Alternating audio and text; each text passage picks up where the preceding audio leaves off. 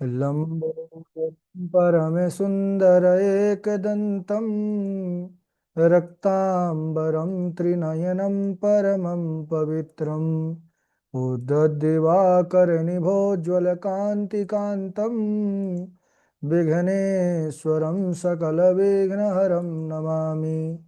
नमः परमहंस स्वादितचरणकमलचिन्मकरन्दाय भक्तजनमानसनिवासाय श्रीरामचन्द्राय कृष्णत्वदीयपदपङ्कजपञ्जरान्ते अद्यैव मे विशतु मानसराजहंसः प्राणप्रयाणसमये कफवातपित्तैः कण्ठावरोधनविधौ स्मरणं कुतस्ते। नारायणं नमस्कृत्य नरं चैव नरोत्तमं देवीं सरस्वतीं व्यासं ततो जयमुदीरयेत्। श्रीलक्ष्मीनाथसमारम्भां नाथयामुनिमध्यमाम् अस्मदाचार्यपर्यन्तां वन्दे श्रीगुरुपरम्पराम्। अञ्जनानन्दनं वीरं जानकीशोकनाशनं कपीशमक्षहन्तारं वन्दे लङ्काभयङ्करम्। भक्तिभक्त भगवन्त गुरु चतुर्नाम वपुएक, इनके पद बंधन किए नासत विघ्न अनेक। श्री श्यामाजू के पद कमल जब लग हृदय नवास, श्याम भ्रमर आवत नहीं तब लगता के पास। बोले वृंदावन बिहारी लाल की जय, भागवत महापुराण की जय, सुखदेव भगवान की जय।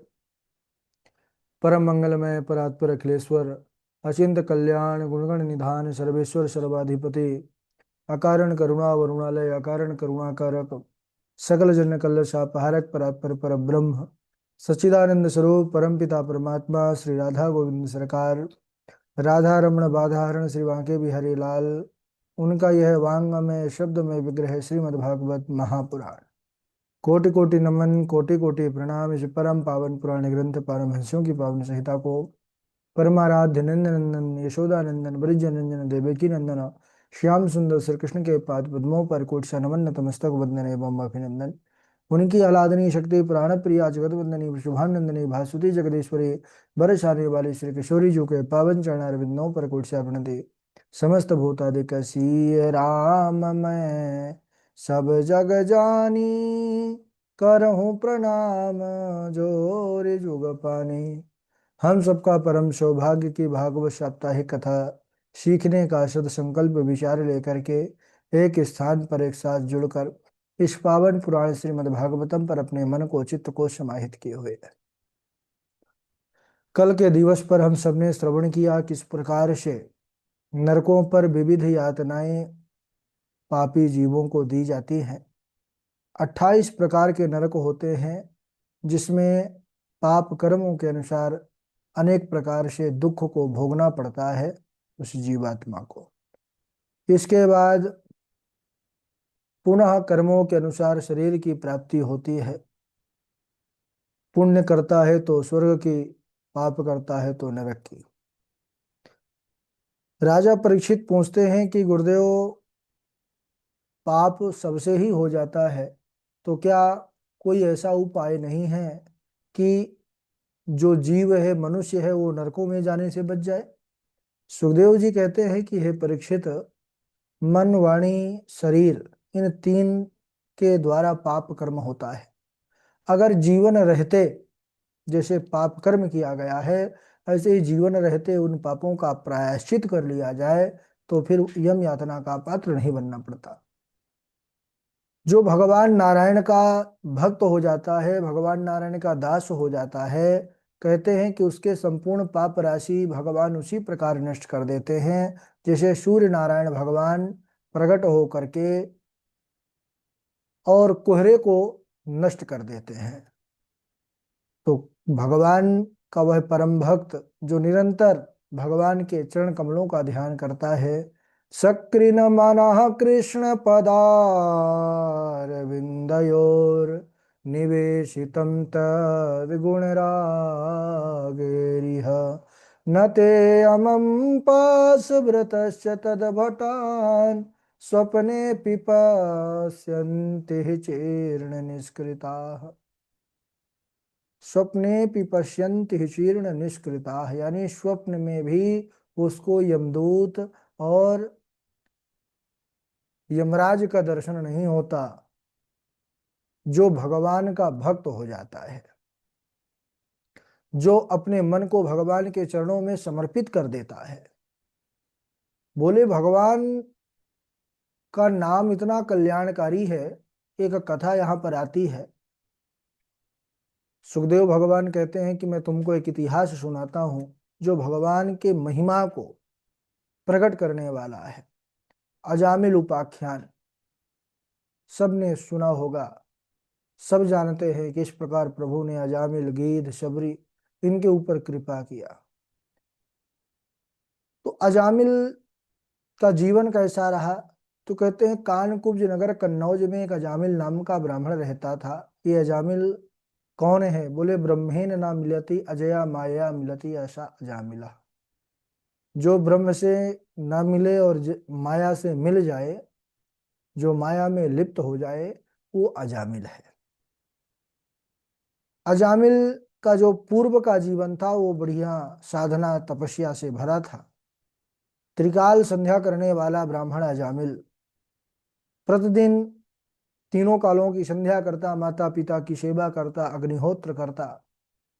और एक बार वह समिधा लेने के लिए वन को गया। वहां पर उसने एक गणिका को देखा।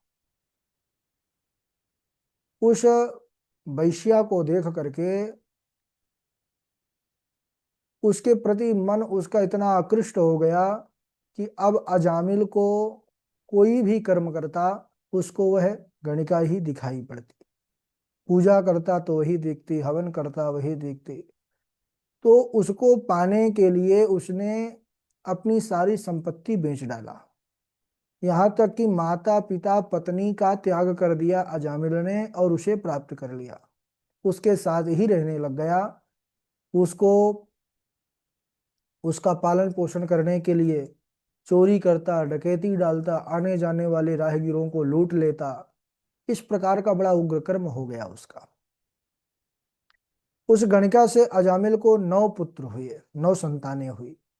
10वां गर्भ में था। उसी समय पूर्व के कुछ ऐसे संस्कार पुण्य रहे कि महात्माओं की टोली तीर्थराज प्रयाग को जा रही थी। कुछ संत ब्राह्मण जा रहे थे। तो संध्या का समय हो चुका था। कानकुब्ज नगर कन्नौज पर वो सब जो है तो प्रवेश कर चुके थे। उन्होंने उन्होंने संतों ने विचार किया कि आज रात्रि का विश्राम हमारा इसी नगर पर हो, प्रातः काल हम सब अपने यात्रा की ओर बढ़ेंगे। संतों ने कहा ठीक है, लेकिन किसके यहाँ ठहरा जाए भाई, ये बात आई। तो वहां पर कुछ बालक खेल रहे थे। उन्होंने पूछा कि भाई यहाँ पर कोई सदाचारी ब्राह्मण का घर बताओ जिनके घर हम भिक्षा कर सके और विश्राम कर सके। बालकों ने चंचलता बस बता दिया कि हमारे गांव में एक बड़े शांत सुशील श्रेष्ठ ब्राह्मण हैं जिनका नाम है अजामिल। अब उन्होंने तो मजा लेने हास्य के दृष्टि से बता दिया, उल्टा बताया। जो सबसे उग्र था, जो ब्राह्मण के नाम पर कलंक था, उसका घर बता दिया। बालक बानर एक स्वभाव, है ना। बानर भी उछल कूद करते हैं डाल आदि, जब तक जिस डाल पर वो रहते हैं उसी डाल को तोड़ देते हैं। बच्चों ने बता दिया कि अजामिल नाम के श्रेष्ठ ब्राह्मण हैं, उनके यहाँ चले जाओ। रास्ता बता दिया। महात्मा गए, द्वार पर पहुंचे, जो है आवाज लगाई, भिक्षाम देहि, जय श्रीमन नारायण, जय श्री कृष्ण। अजामिल तो कहीं बाहर गया हुआ था भाई। अजामिल की वही पत्नी आई गणिका, द्वार खोली। पहली बार उसने अपने द्वार पर इतने संतों को देखा, ब्राह्मणों को देखा, आश्चर्य से भर गई। मेरे द्वार पर तो ये कभी आज तक नहीं दिखे, पहली बार आए, कैसे आना हुआ महाराज बताएं। महात्माओं ने पूछा कि देवी क्या भक्त अजामिल का घर यही है? गणिका ने हाथ जोड़ करके कहा क्षमा करिएगा महाराज, अजामिल का घर तो है लेकिन भक्त अजामिल का नहीं, ये तो पापी अजामिल का घर है। बोले अजामिल का घर यही है? बोले हाँ। बोले तो ठीक है, अब कैसा भी हो, आज हमने निश्चय किया है कि आपके घर की, अजामिल के यहाँ की घर की भिक्षा ग्रहण करें। पहले तो उस देवी ने समझाया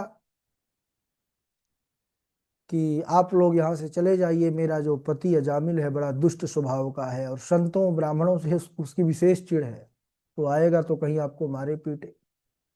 संतों ने कहा कि अब जो हो सो हो, अब हमने निश्चय कर लिया, हम संत हैं। संतों की निर्भीकता को देख करके उस गणिका का भी मन बदल गया, तो उसने घर के अंदर से जा करके कच्चा सीधा ला करके महात्माओं को दिया, ये लीजिए महाराज, बनाइए पाइए। महात्माओं ने बढ़िया सुंदर जो है टिक्का प्रसाद बनाया, और बढ़िया जो है तो बनाने के बाद 2 थाल तो अजामिल के घर भेज दिया।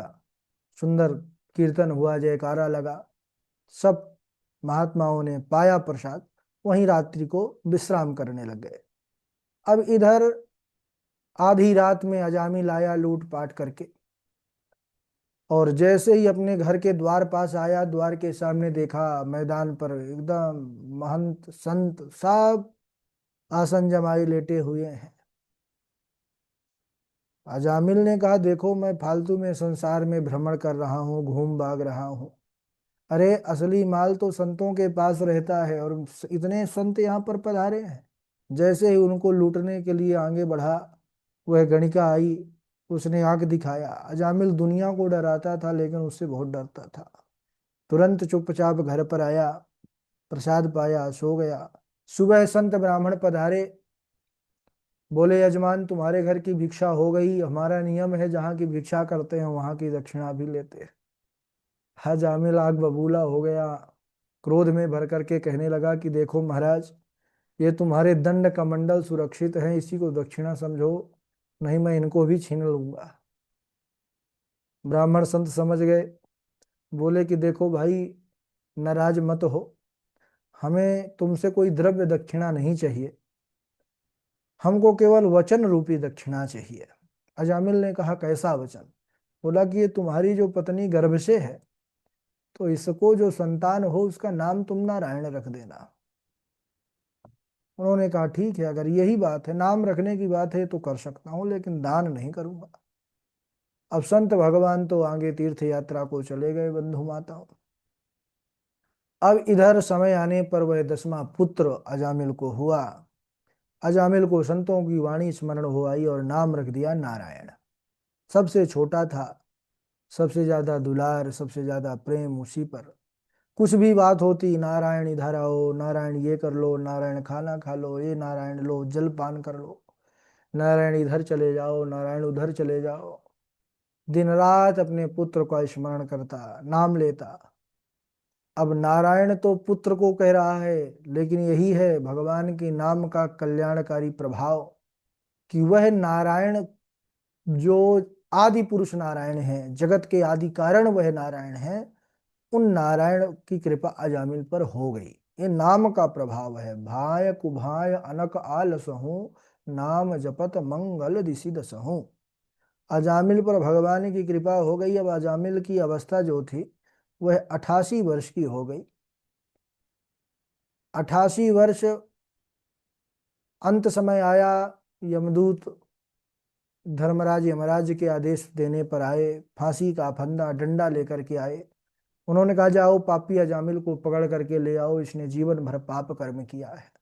यमदूत आए, काले काले बड़े भयानक दिखते हैं। यमदूतों को देख करके अजामिल के महाराज होश उड़ गए, चिल्लाने लगा आर्त भाव से, हे पुत्र नारायण बचाओ, नारायण बचाओ, देखो ये कौन है, काले काले बड़े भयानक दिख रहे हैं, मुझे डंडा लेकर के मार रहे हैं, फांसी का फंदा लगा रहे हैं, बचा लो नारायण, बचा लो नारायण।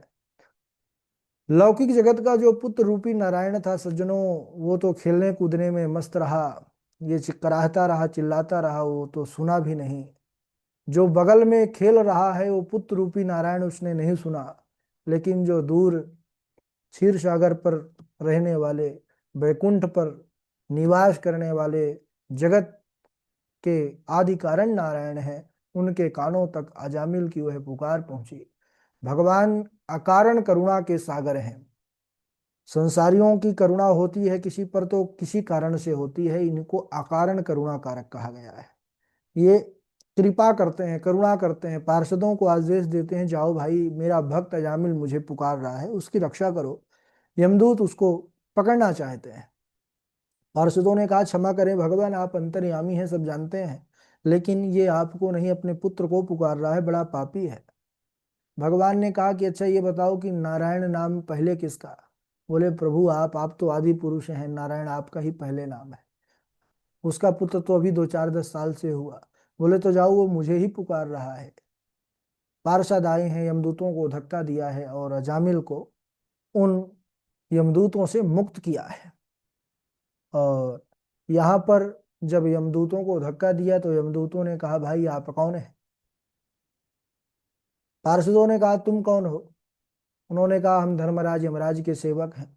अच्छा धर्मराज यमराज के सेवक हो तो धर्म किसे कहते हैं जानते हो। यमदूतों ने कहा हाँ।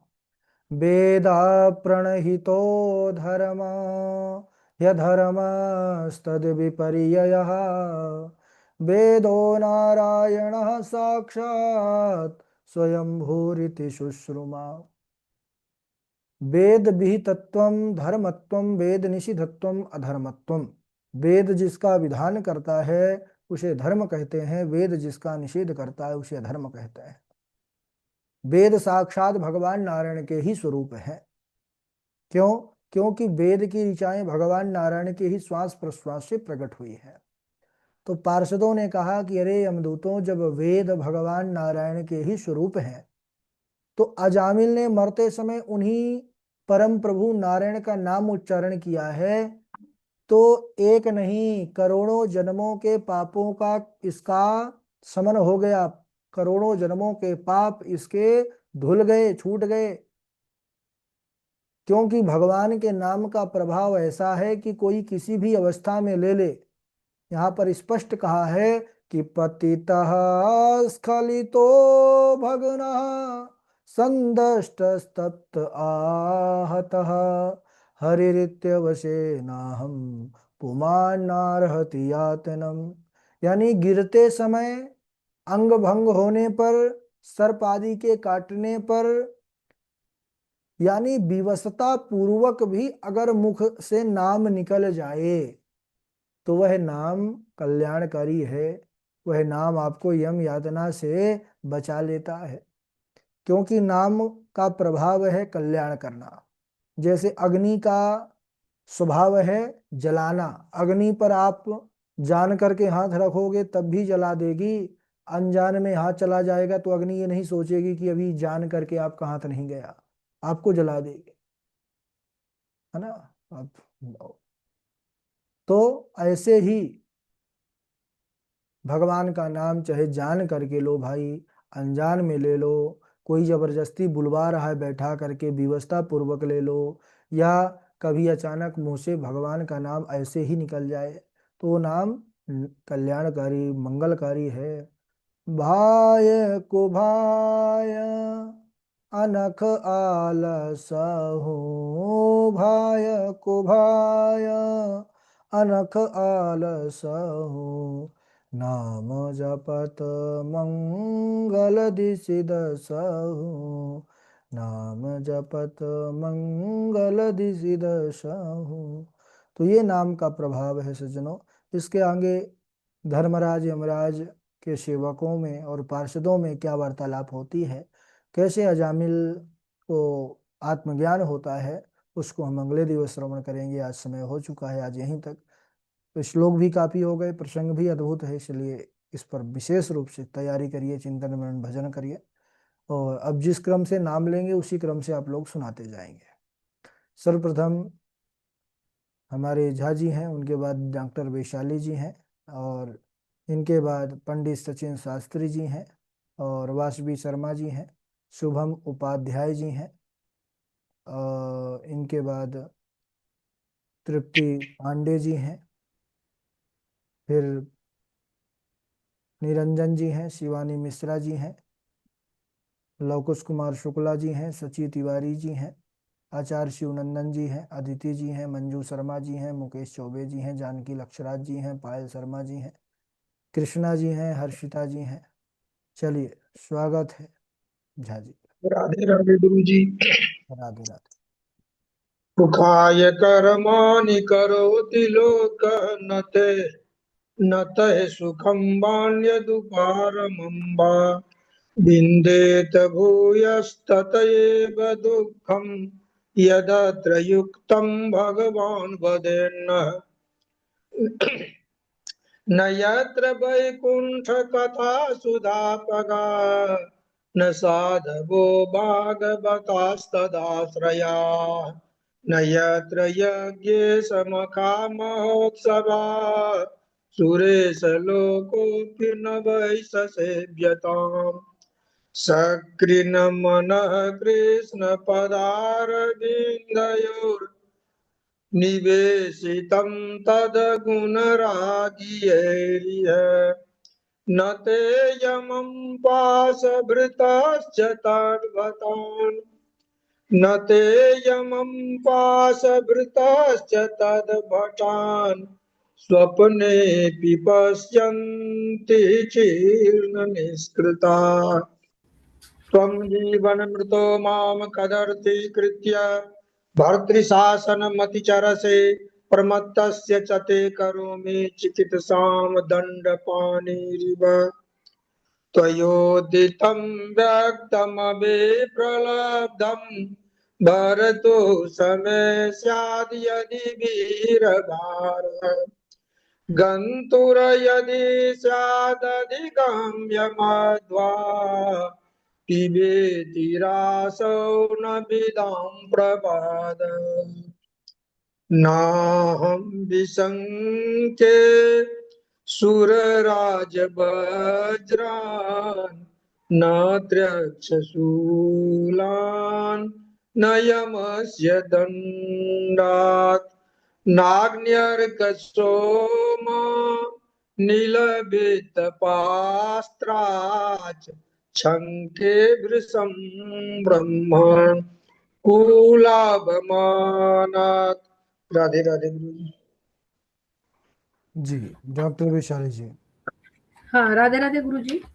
हाँ। त्वय्योदितं व्यक्तमपि प्रलब्धभर्तु समे स्याद्यदि वीरभारः गन्तुर्यदि स्यादधिगम्यमध्वापि वेतराशौ न विदां प्रवादः नाहं विशङ्के सुरराजवज्रान्न त्रक्षशूलान्न यमस्य दण्डात् नाग्न्यर्कसोमानिलवित्तपास्त्रा शङ्के वृषं ब्रह्मकुलाभमानात्। बहुत बढ़िया। और शुभम उपाध्याय जी सुनाइए। न यत्र वैकुण्ठकथा सुधापगा न साधवो भगवतास्तदाश्रय न यत्र यज्ञेशमखा महोत्सवा सुरेशलोकोऽपि न वैश्यसेव्यताम्। राधे राधे गुरु जी। वासवी शर्मा जी।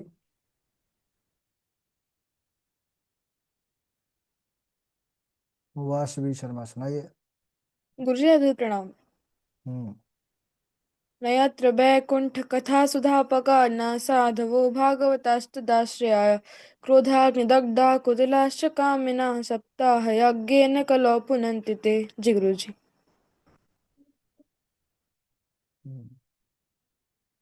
इनके बाद आगे सुनाए। राधे गुरु जी। जी सुनाइए।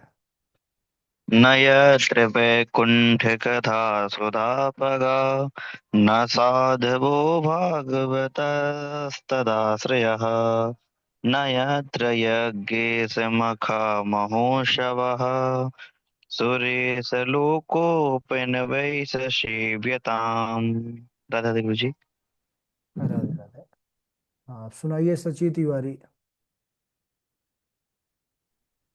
राधे राधे गुरु जी। राधे राधे।